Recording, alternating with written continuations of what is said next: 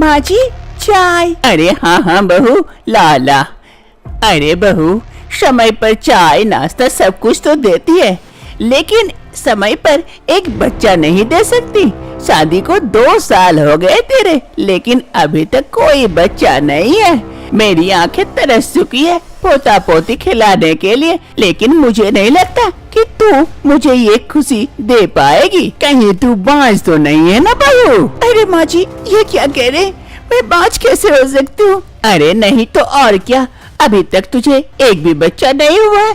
गाँव वालों में देख, सबके बच्चे हो गए। तेरे साथ शादी हुए सब आए थे, सब बच्चे लेके घूम रहे हैं। हमारे घर के बकरी के भी 2-2 बच्चे हो गए, लेकिन तुझे ही बच्चा नहीं हो रहा है। अब जा, खड़ी खड़ी मुंह क्यों ताक रही है?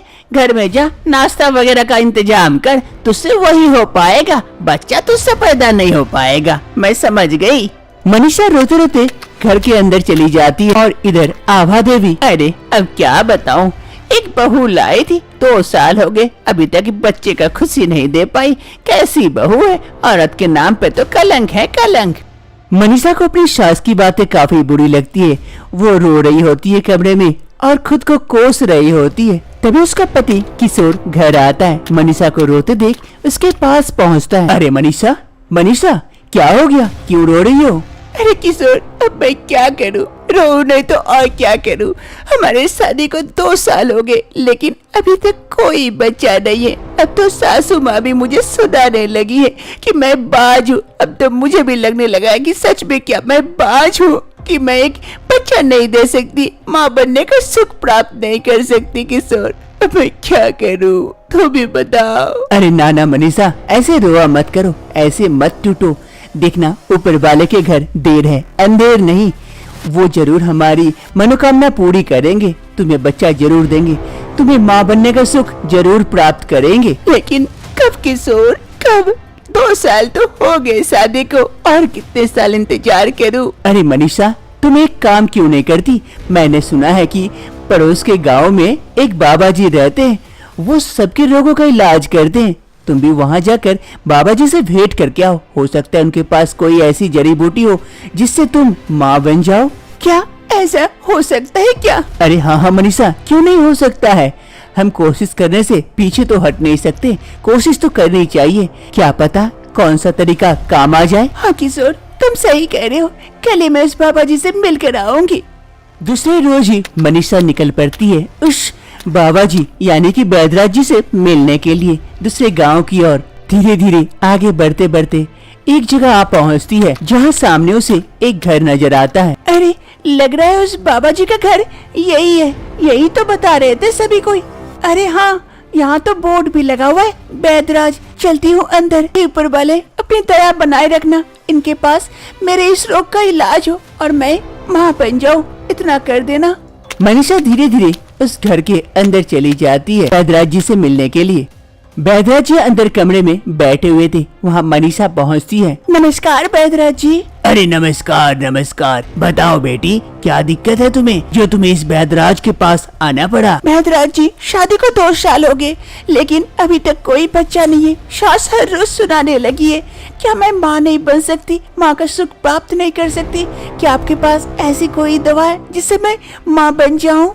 अरे अवश्य, इस बैदराज के पास हर किसी रोग का दवाई है, तो इसका क्यों नहीं होगा, अभी देता हूँ, तुम अवश्य माँ बनोगी। फिर वो बैदराज एक पोटली में से कुछ बीज निकालकर मनीषा को देते हुए कहता है, ये लो बेटी, ये बीज लो, ये बच्चे का बीज है जो तुम्हारे पेट में बच्चे का उत्पत्ति करेगा।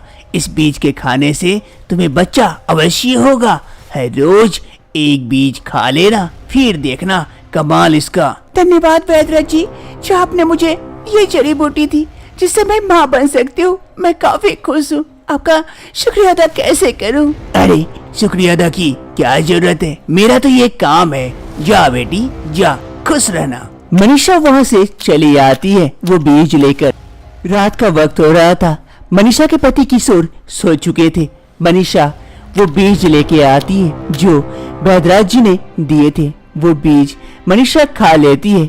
और जाकर सो जाती है। अब ऐसे ही दिन बीतने लगते हैं। मनीषा हर रोज रात को सोने से पहले वो बीज का सेवन करती है। पूरे 1 महीने तक मनीषा बैदराज जी द्वारा दिया हुआ बीज को 1 महीने तक सेवन करती है, लेकिन उस पर कोई असर नहीं होता, जिस कारण मनीषा काफी चिंतित हो जाती है।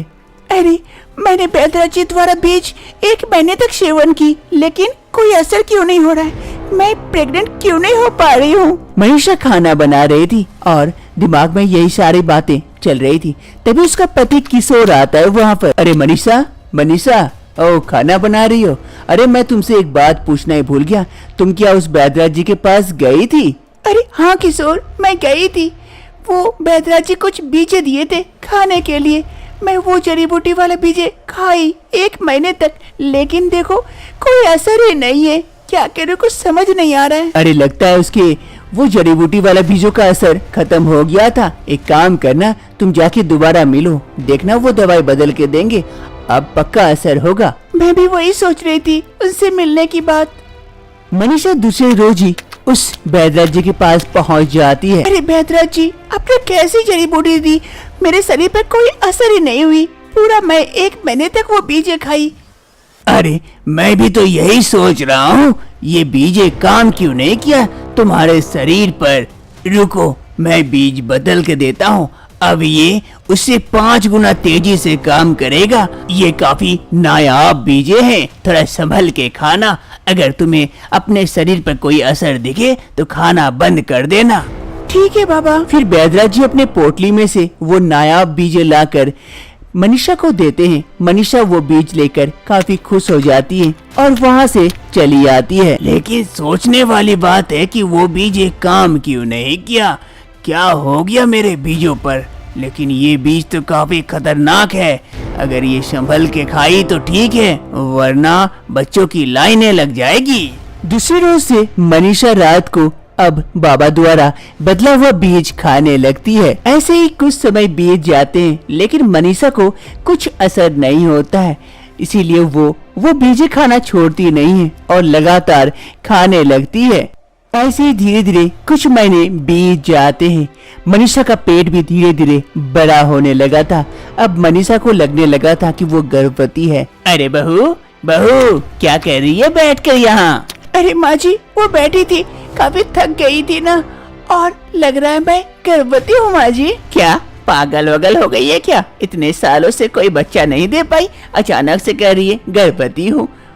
गैस वैस बना होगा, जाके दवाई खा लेना, ठीक हो जाएगा। और जा जल्दी से मेरे लिए 1 कप चाय बना के लेके आ, तो सर पकड़ा हुआ है ऐसे ही। ठीक है माँ जी, अब बैठिए, मैं ला देती हूँ। मनीषा का पेट काफी बड़ा हो चुका था, उसे चलने फिरने में भी काफी दिक्कतें आ रही थी। अब ऐसे ही धीरे धीरे वक्त बीतने लगते हैं। मनीषा का पेट काफी बड़ा हो चुका था, अब वो उठ बैठ भी नहीं पाती है, वो हमेशा सोई रहती है। और अचानक से एक रोज उसके पेट में दर्द शुरू हो जाता है।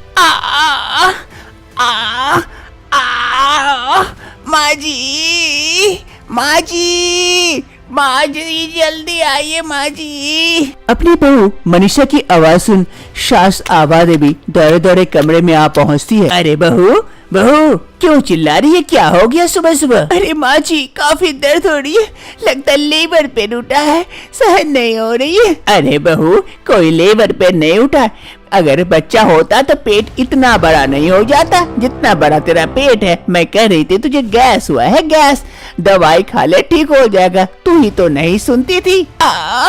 अरे माँ जी देखिए न जरा। अरे रुक जा, तेरी संतुष्टि के लिए वो भी कर लेती हूँ, देख लेती हूँ। सास आभा देवी जाकर अपनी बहू मनीषा को चेक करती है कि सच में उसे गैस हुआ है या फिर उसका बच्चा होने वाला है। अरे बहू जरा जोर लगा तो देखो क्या हुआ है। तभी मनीषा एक अंडा देती है। अरे बहू ये क्या अंडा दी? तू तो बच्चा देने वाली थी, तू कहाँ से अंडा देने लगी? ऐसे ही मनीषा को अब दर्द उठता है और वो एक एक करके अंडा देती है और उसकी सास अंडा निकाल निकाल कर रखते जाती है। आभा देवी की बहू मनीषा काफी सारे अंडे दे चुकी थी, लेकिन अंडा देना खत्म नहीं होता है। अरे बहू मैं तो थक गई, इंसान तो बच्चे देते हैं, तू कहाँ से अंडे देने लगी मुर्गियों की भांति? अब इन अंडों में से क्या बच्चे निकलेंगे या हम फ्राई करके खाएंगे बहू? ऐसे ही धीरे धीरे सुबह से शाम हो जाती है। मनीषा अंडा देते जाती है और उसकी सास अंडों को रखते जाती है। ऐसे ही 1000 अंडे दे चुकी थी मनीषा। पूरा घर अंडों से भर चुका था। तभी वहाँ पर किशोर आता है।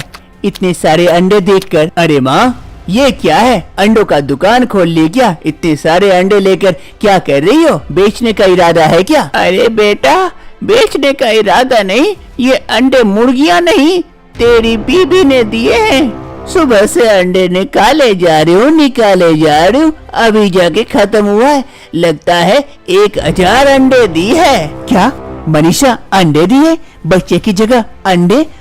अगर इन अंडों में से बच्चे निकले तो इतने बच्चों का हम करेंगे क्या? अरे बेटा, वही देखना है, इन अंडों में से बच्चे निकलते हैं या हम इसे फ्राई करके खाते हैं। अब वक्त के साथ सभी कोई इंतजार करने लगते हैं अंडों में से बच्चे निकलने का। मनीषा बेसब्री से इंतजार करती है। तभी कुछ ही समय में एक अंडा हिलने लगता है और अचानक से अंडा फूट जाता है और उसमें से एक क्यूट सा बच्चा निकल आता है। ये देखकर सभी कोई खुश हो जाते हैं। अरे माँ जी, देखिए देखिए, मेरा बच्चा निकल आया, मैं भी अब माँ बन गई। अरे हाँ बहू, तेरे माँ बनने के साथ साथ मैं भी दादी बन गई। लेकिन एक नहीं, उधर देख, उधर से भी बच्चे निकल आ रहे हैं। एक एक करके सभी अंडे धीरे धीरे फूट रहे हैं और बच्चे निकल आ रहे हैं। क्या अब इन 1000 अंडों में से बच्चे निकलेंगे? 1000 बच्चों की दादी बनूंगी मैं। अरे माँ जी, आप ही तो बच्चा बच्चा कह रहे थे, अब बच्चे आ रहे हैं तो आपको दिक्कत हो रही है। अरे बहू, एक बच्चा मांगी थी, इतने सारे अंडे नहीं जिसमें से बच्चे निकलेंगे। अब ऐसा लग रहा है हमारा ये घर नहीं, गांव बन जाएगा।